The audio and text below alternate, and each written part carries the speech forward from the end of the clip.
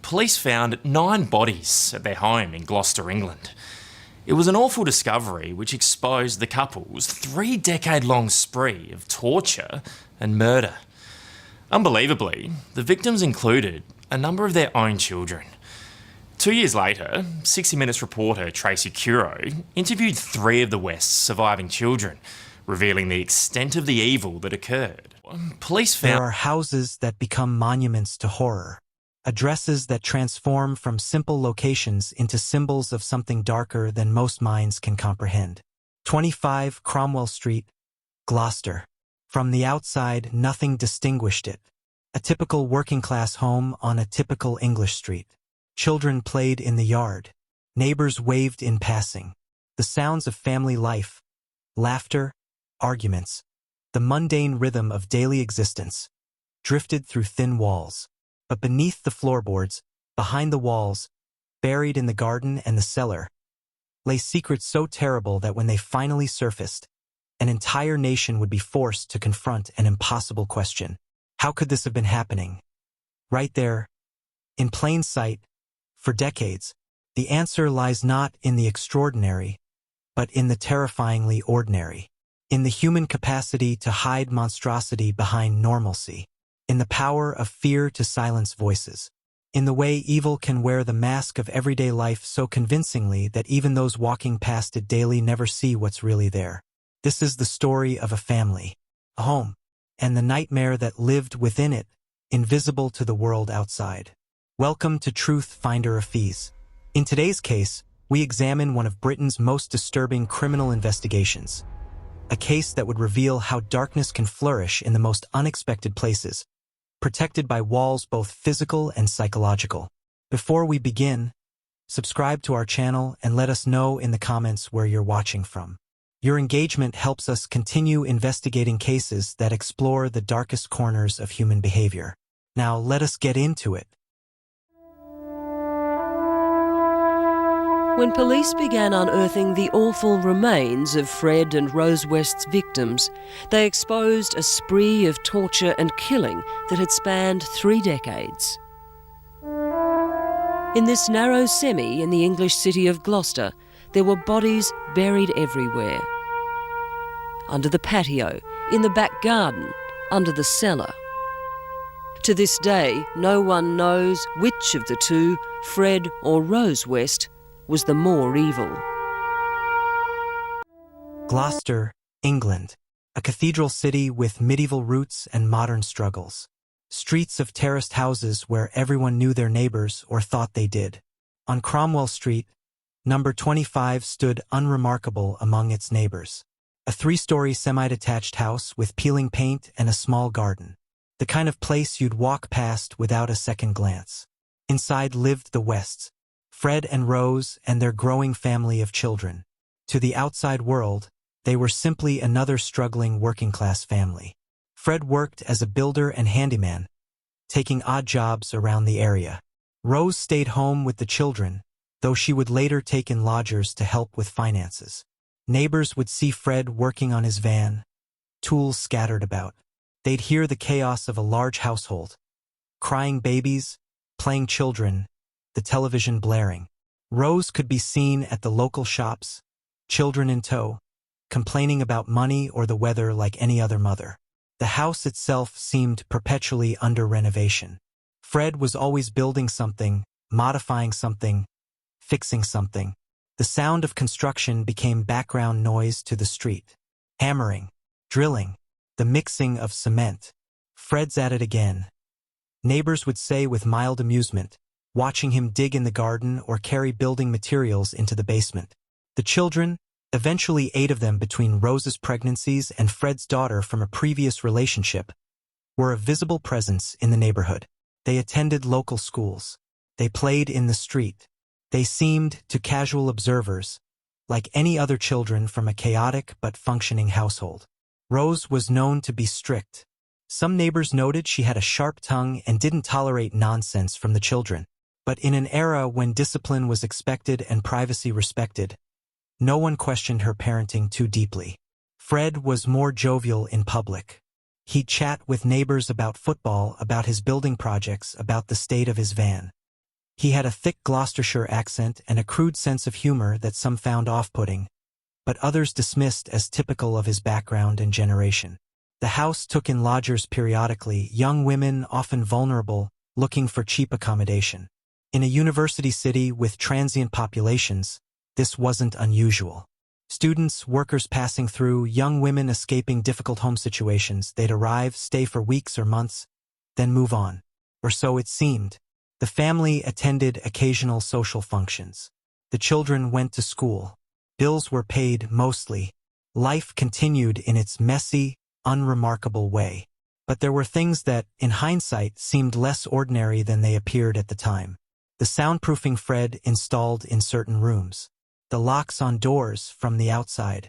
The way the cellar was always off-limits, even to the children who lived there. The fact that Rose rarely let anyone beyond the front rooms of the house. There were the lodgers who arrived but whose departures no one quite remembered. The young women who were there one week and gone the next, leaving behind belongings that Fred would later burn in the garden.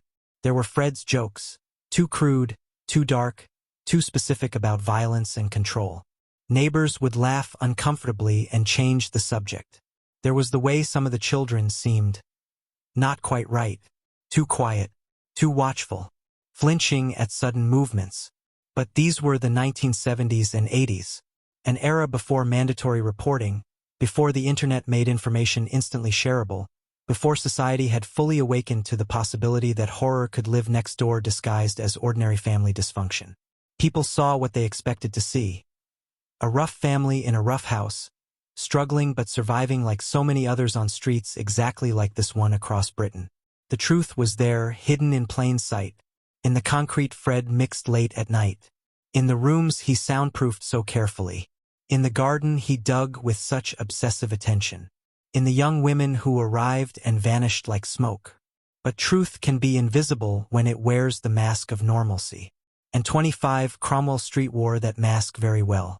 What the neighbors couldn't know, what no one could know, was that every hammer strike, every bag of cement, every hour Fred spent renovating, his house was part of something far more sinister than home improvement. The house itself was becoming a tomb. She was the violent one, and I believe my father's role was to dispose of the bodies and to get rid of them, and that's what he did.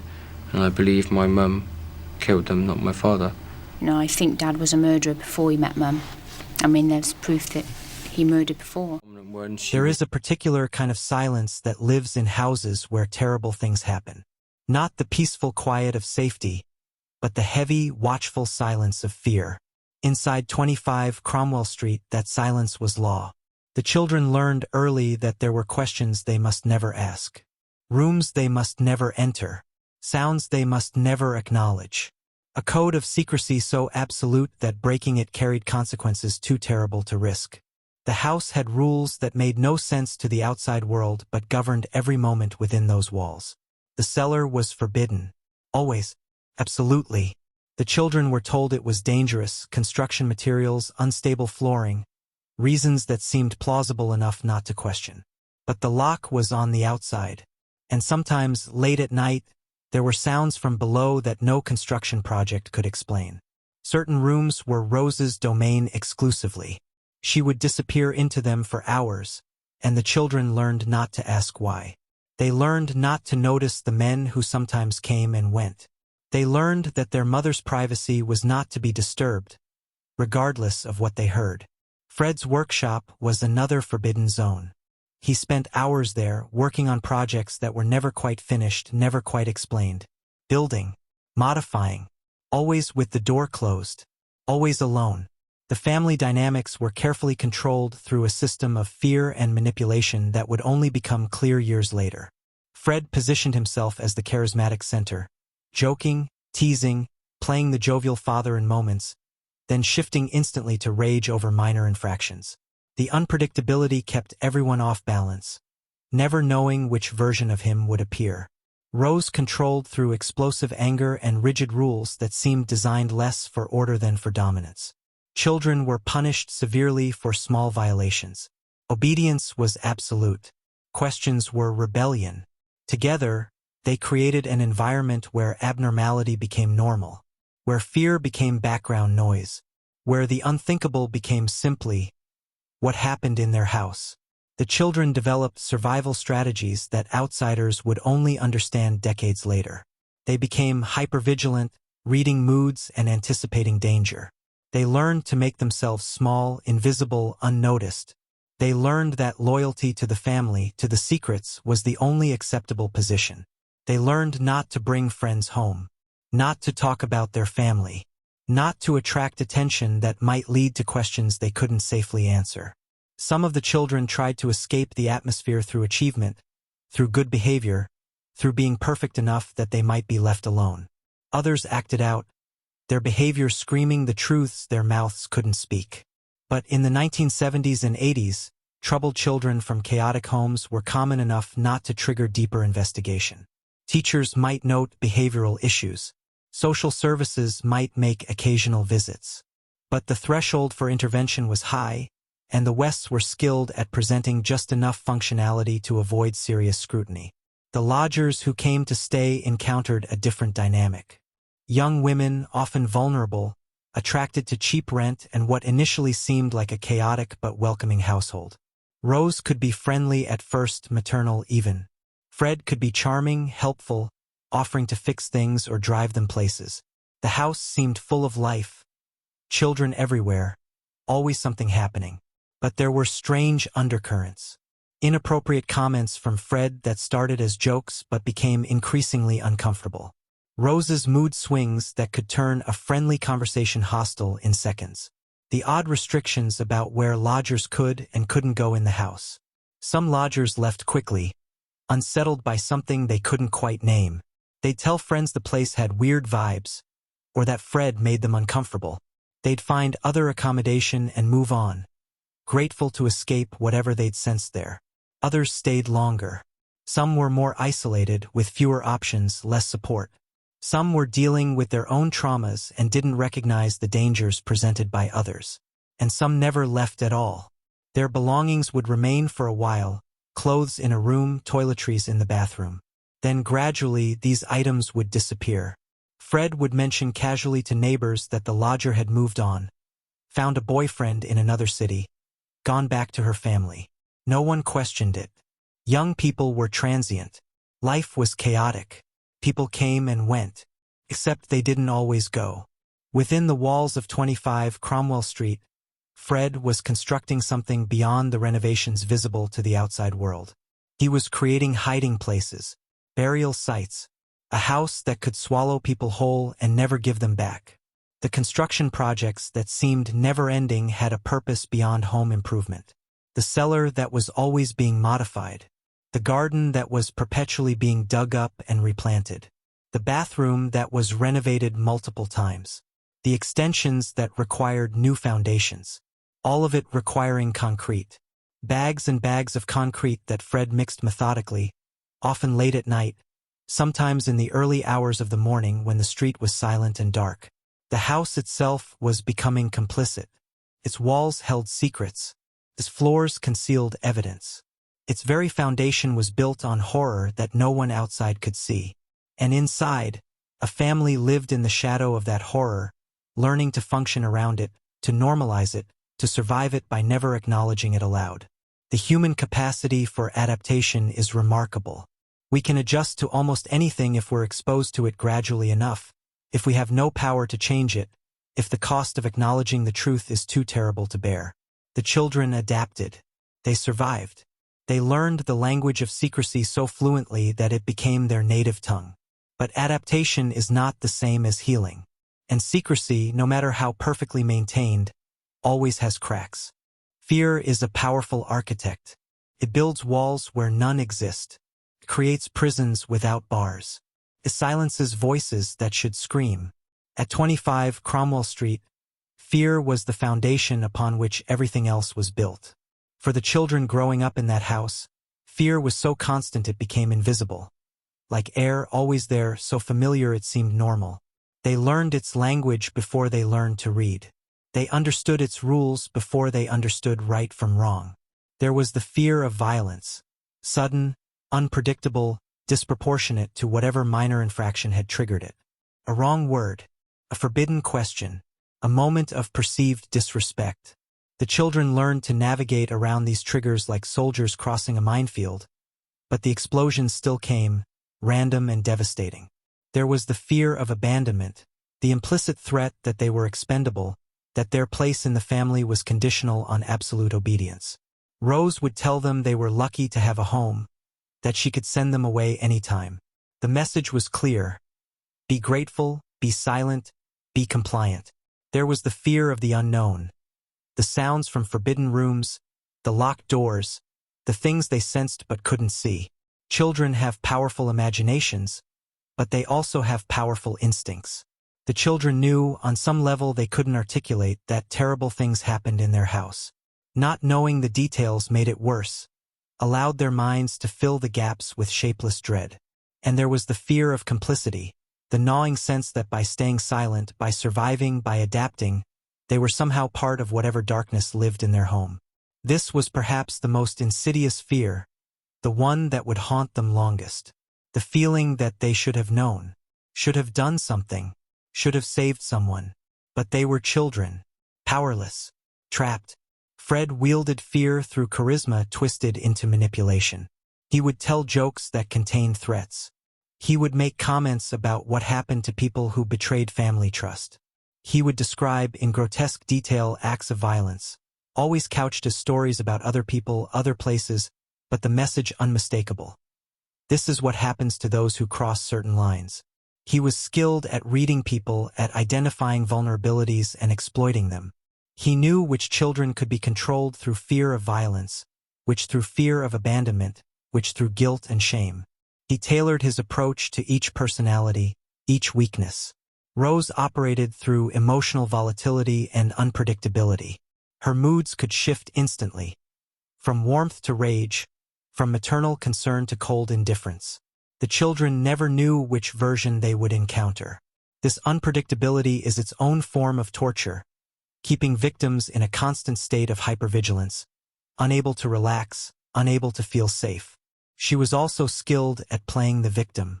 When questioned by authorities or outsiders, she could present herself as overwhelmed, struggling, doing her best with difficult children in difficult circumstances. She would cry. She would express frustration. She would deflect blame and invite sympathy. Together, they created a climate where secrecy was survival. The children learned not to tell teachers when they came to school with bruises. They learned to have explanations ready: clumsy accidents, rough play, their own carelessness. They learned that telling the truth would make things worse, not better. They learned not to invite friends home, because questions from other parents could trigger investigations, and investigations meant consequences. Better to be isolated than to risk exposure. They learned not to talk to each other about what they knew or suspected. Even within the family, certain topics were forbidden. Silence became so habitual that it functioned even when the parents weren't present. The fear had been internalized. Some of the children developed psychological symptoms that, in hindsight, were clear distress signals. Nightmares, bedwetting long past the normal age, anxiety, depression, behavioral problems at school. But in an era with less awareness of childhood trauma, these symptoms were often misinterpreted or dismissed. Difficult home life, poor parenting, the child's own issues. Social services did visit periodically. There were enough concerning signs that the family was on their radar. But the Wests were skilled at presenting just enough functionality during these visits. The house would be tidied. Rose would be cooperative. Fred would be charming. The children would be coached on what to say and, more importantly, what not to say. And the investigators would leave, noting concerns but finding no evidence of anything beyond a chaotic, struggling family. The threshold for removing children from their homes was high, as it should be. But this same protective threshold could also trap children in situations where the full horror remained hidden just below the surface. The lodgers experienced fear differently but no less intensely. For some, it began as discomfort. Fred's comments that crossed lines. His presence in their rooms at inappropriate times. The sense of being watched, of not being safe even behind locked doors, if they could lock them at all. For others, the fear escalated.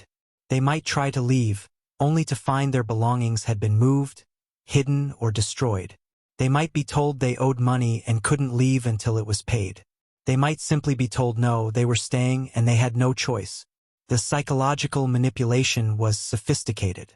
Fred and Rose would isolate lodgers, convincing them they had nowhere else to go, that no one else would help them, that they were lucky to have the accommodation they had. They would identify the vulnerable, those with troubled family relationships, those fleeing abuse, those with nowhere else to turn, and exploit that vulnerability ruthlessly. And for some, the fear became something beyond psychological. It became immediate, physical, mortal. The cellar, that forbidden space that the children knew to avoid absolutely, served a purpose that would only become clear when investigators finally breached its walls years later. The soundproofing Fred had installed so carefully, the locks on the outside of doors, the careful construction of spaces that could contain screams, contain struggles, contain evidence. The house itself had become an instrument of terror, engineered specifically for concealment and control. Fear is exhausting. It drains the capacity for hope, for resistance, for the kind of clear thinking that might lead to escape. It narrows the world down to survival, to getting through each moment, each day, without triggering the next explosion of violence. In that narrowed world, the unthinkable becomes simply what is. The abnormal becomes routine. The monstrous becomes mundane. And life continues, day after day, year after year, behind walls that hide everything from the eyes of a world that doesn't know to look closer. Fear is exhausting. It drains the capacity for hope, for resistance, for the kind of clear thinking that might lead to escape. It narrows the world down to survival, to getting through each moment, each day, without triggering the next explosion of violence. In that narrowed world, the unthinkable becomes simply what is. The abnormal becomes routine. The monstrous becomes mundane. And life continues, day after day, year after year, behind walls that hide everything from the eyes of a world that doesn't know to look closer. Disappearances are rarely sudden. They leave ripples. People notice. People ask questions. But some ripples fade quickly. Some questions go unanswered. And some people are so isolated, so disconnected, that their absence creates barely a whisper. Over the years, several young women connected to 25 Cromwell Street simply stopped being. There was Heather West, Fred and Rose's oldest daughter, a troubled teenager who talked increasingly about leaving, about escaping the house she'd grown up in. The other children knew she was desperately unhappy, desperate to get away from whatever she knew or had experienced there. In 1987, at 16, she disappeared. Fred and Rose told varying stories. She'd run away. She'd joined a cult. She'd moved to a drug commune. They seemed unconcerned, even dismissive. When friends asked about her, they were told she'd made her choice, and the family had moved on. Her siblings were told not to ask about her, not to mention her name. She was gone, and that was that. But teenagers don't usually vanish without a trace. They need money, documentation, support. They stay connected to at least someone from their past. Heather's complete disappearance was unusual, but in a chaotic family with a history of dysfunction, it didn't immediately trigger alarm bells. Years passed. Heather never contacted anyone, never claimed benefits, never appeared in any official records. She had evaporated. Her siblings would later recall Fred making jokes. Dark, specific jokes about Heather being under the patio. They thought he was being cruel, taunting them about their missing sister. The idea that he might be telling the literal truth was too horrific to consider. But Heather wasn't the only missing piece. There had been lodgers, young women who'd stayed at the house and then vanished with varying degrees of notice.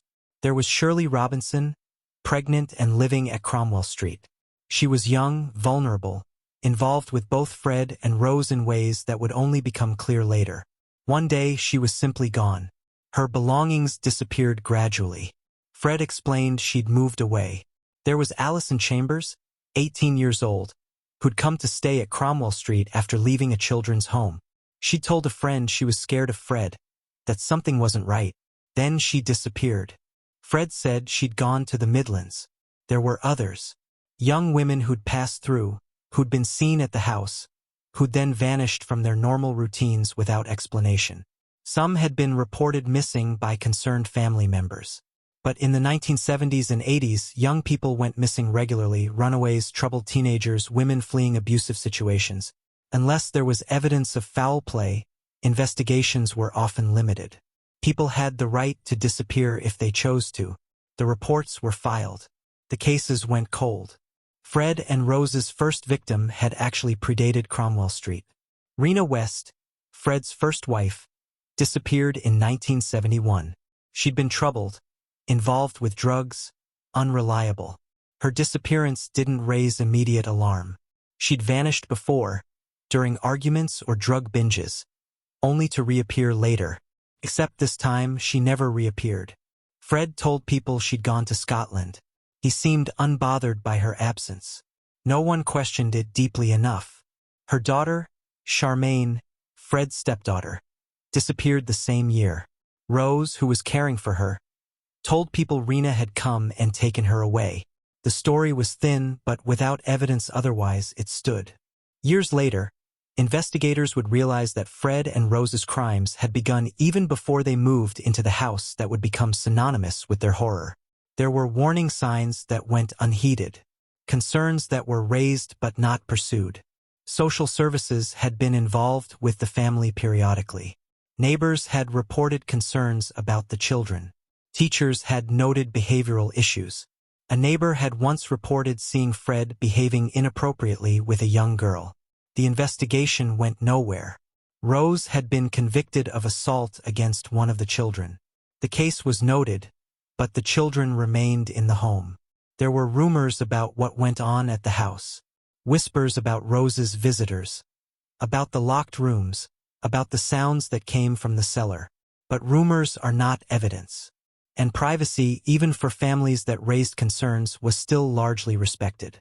The systemic failures that allowed the West's crimes to continue for so long would become a subject of intense scrutiny later. But in the moment, each individual decision, not to investigate further, not to remove the children, not to pursue a missing persons case more aggressively, seemed defensible based on the limited information available.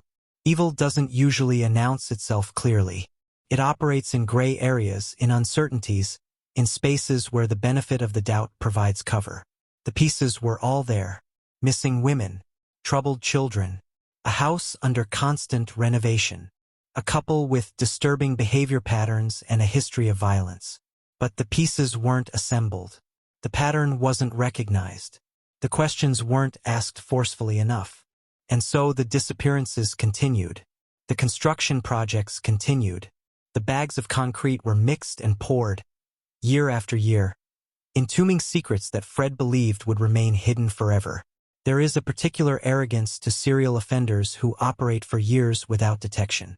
They begin to believe they're untouchable, that their system is perfect, that they've thought of everything.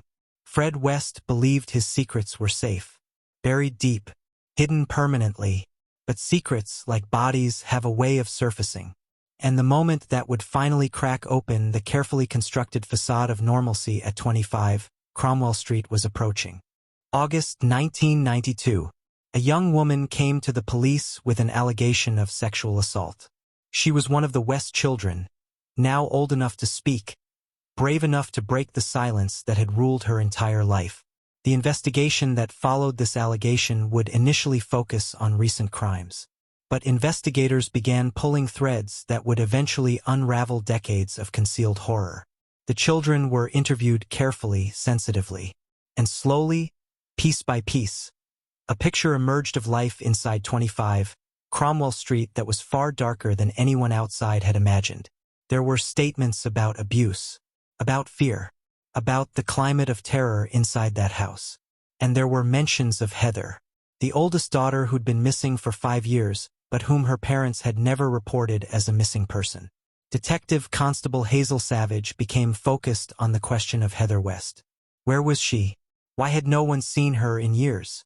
Why were her parents so unconcerned about her disappearance? Fred and Rose maintained she'd run away. She'd been trouble. She'd made her choice to leave. They were adamant, consistent.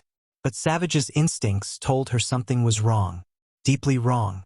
In February 1994, she obtained a warrant to search 25 Cromwell Street specifically for the remains of Heather West. When Fred was informed of the impending search, he made a calculation. A confession to one crime might protect the secrets of all the others. He told police he'd killed Heather during an argument, that her body was buried in the garden. He would show them where. It was meant to contain the investigation, to limit the damage. A terrible crime, yes, but an isolated incident in a moment of rage. The excavation of the garden at 25 Cromwell Street began. What they found would transform this from an investigation into one missing girl to one of Britain's most extensive and disturbing murder investigations. The remains of Heather were found where Fred indicated. But the search didn't stop there. As investigators carefully excavated the garden, they found more remains. And more. The garden yielded multiple sets of human remains. Young women, buried methodically, hidden beneath flowers and grass and the normal surface of a family garden where children had played for years. The investigation expanded into the house itself. The cellar that had been forbidden territory, that had been soundproofed and locked, was excavated. There, buried beneath the concrete floor, were more remains. The bathroom that Fred had renovated several times. More remains beneath the new floor. The house itself was being dismantled, floor by floor, wall by wall, as investigators searched for evidence of crimes that spanned decades. With each discovery, the magnitude of what had been hidden at 25 Cromwell Street became more horrific. The remains showed signs of extreme violence, dismemberment, decapitation, violations that investigators would document but spare the public the full details of. Fred had been methodical in his concealment. Bodies had been carefully dismembered to fit into smaller spaces. Bones had been removed. Remains had been scattered across multiple burial sites within the property. It was clear this wasn't the work of a moment of rage. This was systematic, repeated, perfected over time. The investigation expanded beyond Cromwell Street. Fred began making statements about previous properties, previous burial sites. At their previous residence, investigators found more remains. At a field that Fred and Rose had ties to, more were discovered. The number of victims kept climbing. 8, 9, 10, 12. Each set of remains represented a life taken. Person who'd been erased. Someone's daughter, someone's friend, someone who'd been vulnerable and alone and had encountered the Wests at the worst possible moment. The media descended on Gloucester. 25 Cromwell Street became the center of international attention. Images of the house, of investigators in protective suits carefully excavating the property, dominated news cycles. The question everyone asked, how had this happened? How had this continued for so long? How had no one known? Fred initially seemed almost proud in his confessions. He provided details, drew maps, explained his methods with a matter-of-fact tone that chilled investigators. But Rose maintained her innocence. She claimed to know nothing about the murders. She positioned herself as another victim of Fred's, controlled and manipulated, unaware of the horror her husband had perpetrated. The children, now young adults, faced an impossible reality. Their missing sister had been murdered and buried in their garden. The house they'd grown up in was a crime scene of unimaginable scope. The parents they'd feared and survived were among Britain's most notorious killers. The evidence against Rose mounted. Testimonies from survivors, from the children, from investigators. The pattern of joint control, of shared violence, of Rose's active participation in the crimes. In January 1995, before he could stand trial, Fred West was found dead in his prison cell. He'd hanged himself, taking whatever full truth he possessed with him. His suicide denied his victims and their families the possibility of answers, of confrontation, of justice in a courtroom. Rose would stand trial alone. The trial of Rose West began in October 1995. The prosecution's task was to demonstrate that the horrors of 25 Cromwell Street were not the work of Fred alone, but a partnership of predation and violence in which Rose was a fully willing and active participant. The evidence was both overwhelming and deeply disturbing. Survivors came forward to testify about abuse they'd suffered at the hands of both Fred and Rose. The pattern was consistent. Rose was not a passive victim of Fred's crimes, but an active participant who brought her own capacity for violence and sadism to their partnership. Former lodgers who'd escaped described being assaulted by both Fred and Rose. They described Rose's participation, her enjoyment, her active role in the violence. The children, now adults, provided testimony about the climate of fear and abuse in the house, about their mother's violence, about things they'd witnessed or suspected. The physical evidence was undeniable. The systematic nature of the crimes, the burial sites, the way the house itself had been modified to facilitate and conceal violence. The remains of the victims told their own stories. Young women, most under 25. Many had been vulnerable, in care, estranged from families, struggling with difficult circumstances. They'd been targeted specifically because they were isolated, because their disappearances might not be immediately noticed or aggressively investigated. Each victim was identified where possible. Their lives were documented, honored. They were given names and stories beyond their horrific ends.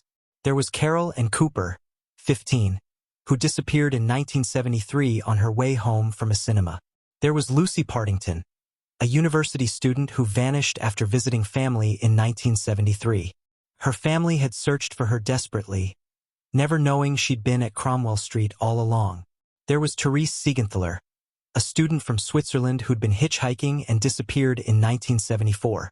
There was Shirley Hubbard, only 15, who vanished on her way home from work in 1974.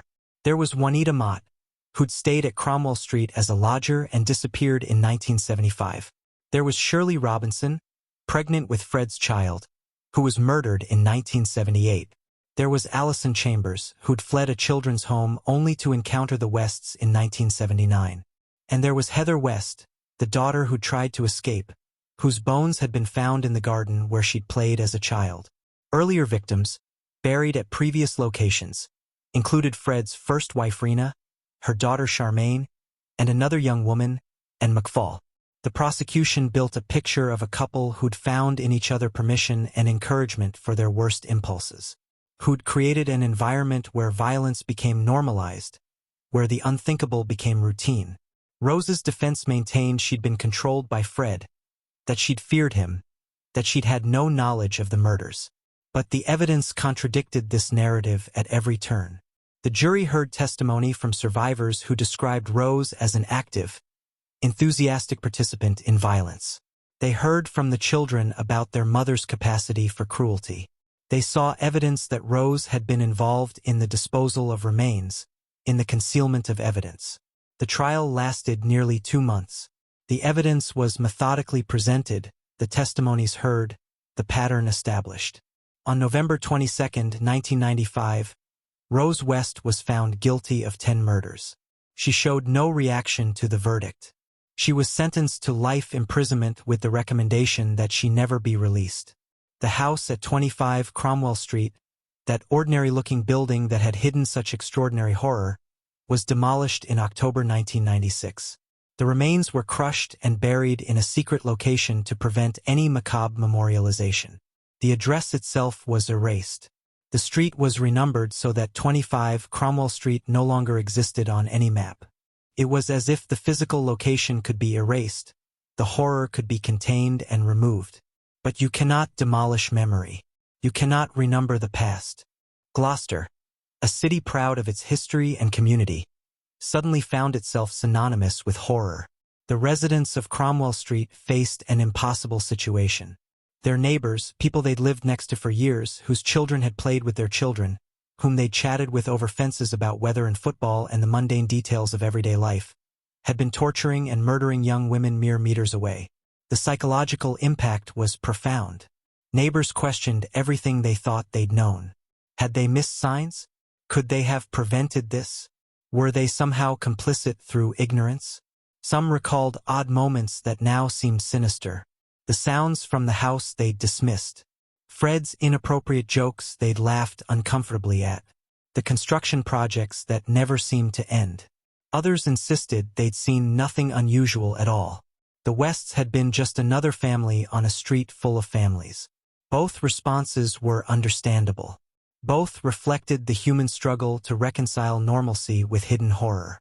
The media attention was relentless. Gloucester became known not for its cathedral or its history, but for the House of Horrors. News crews filled the streets. Journalists pursued anyone with any connection to the case. The victims' families faced their own particular hell. Years of searching, of hoping, of not knowing were replaced with terrible certainty. Their loved ones hadn't run away, hadn't started new lives elsewhere. They'd encountered the Wests and never left Cromwell Street alive. Some families expressed anger at the systemic failures that had allowed the crimes to continue for so long. Missing person reports that hadn't been pursued aggressively enough. Warning signs that hadn't been adequately investigated. There were questions about social services, about why the children hadn't been removed from the home despite multiple concerning reports, about whether different decisions might have saved some of the later victims. These were painful questions without satisfying answers. Systemic changes were promised, better coordination between agencies, more resources for missing persons investigations, increased awareness of domestic abuse indicators. But no policy change could undo what had happened. The West children, those who'd survived their childhood in that house, faced perhaps the most complex trauma of all. They were victims of horrific abuse. They were also the children of notorious killers. Their own sister had been murdered by their parents. Some had witnessed or experienced things that would mark them permanently. They'd spent their entire childhoods in a house that was simultaneously their home and a crime scene. They'd lived above and around burial sites, never knowing the full extent of what surrounded them. Some changed their names, trying to escape the association. Some spoke publicly about their experiences, attempting to reclaim their narratives from the notoriety of their parents. Some disappeared from public view entirely, seeking whatever privacy and healing they could find. Mental health professionals who worked with survivors of the West's crimes described trauma of almost unprecedented complexity. The normalization of horror, the complete betrayal of trust, the guilt and confusion of survival. For Gloucester itself, there was a collective reckoning. How does a community process the knowledge that such evil existed in its midst, hidden behind the facade of ordinary family life? Memorial services were held for the victims.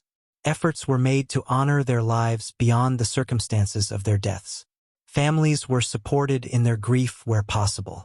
But the shadow of Cromwell Street remained. The case became a reference point in discussions about domestic abuse, about missing persons, about the ways predators can hide in plain sight.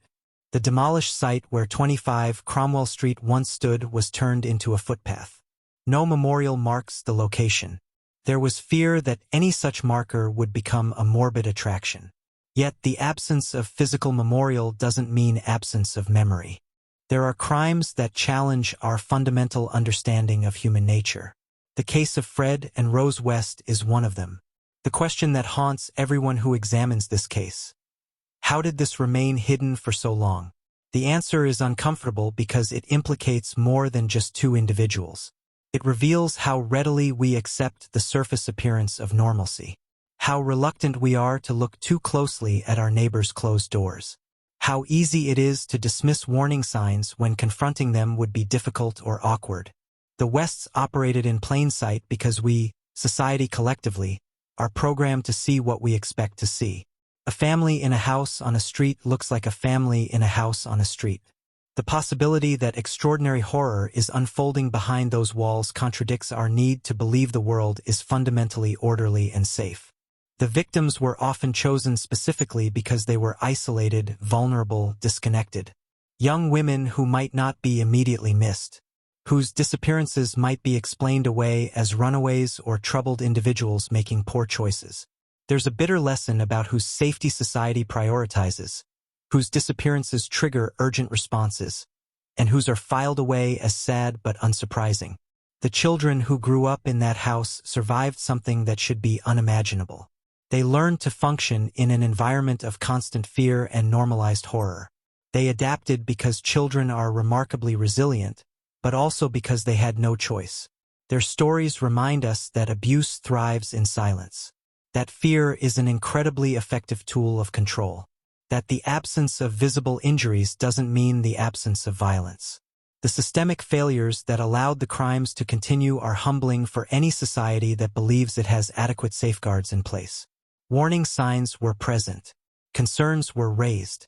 But the mechanisms for intervention weren't effective enough, the thresholds weren't calibrated correctly, the coordination between agencies wasn't sufficient.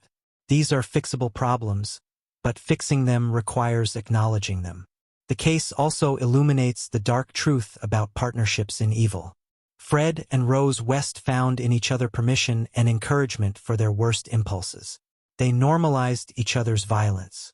They created an environment where the unthinkable became routine because it was shared, validated, incorporated into their daily lives. Neither might have become what they became without the other. Or perhaps they would have. We'll never know. What we do know is that evil is not always the work of monsters who announce themselves clearly.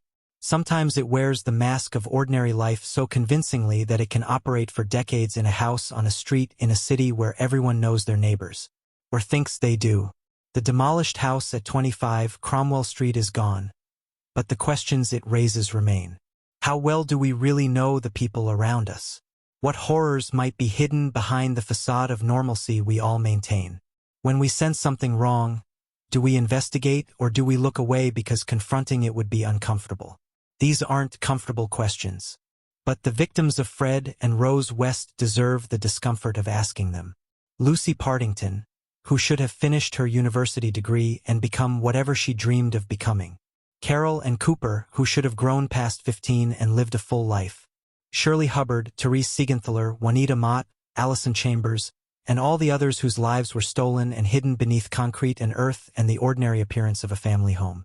Heather West, who should have escaped, who should have survived, who should have been free. They all deserved to be protected, to be missed immediately when they disappeared, to be searched for urgently, to be found in time. The fact that they weren't is a failure that belongs to more than just two killers. The house at 25 Cromwell Street no longer exists on any map. But somewhere in Gloucester, in your city, on your street, there might be another house, another family, another facade of normalcy hiding darkness that no one questions too closely. The lesson of Cromwell Street, if there is one, is simple and terrible.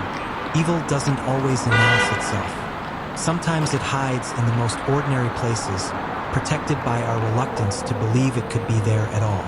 The question isn't whether such horror could exist again. The question is, are we willing to look closely enough to see it? If you found this investigation compelling, subscribe to Truth Finder Afees for more deep dives into cases that explore the darkest aspects of human behavior. Tell us in the comments where you're watching from and what case you'd like us to examine next. Remember, the most dangerous secrets are often hidden in the most ordinary places. Until next time.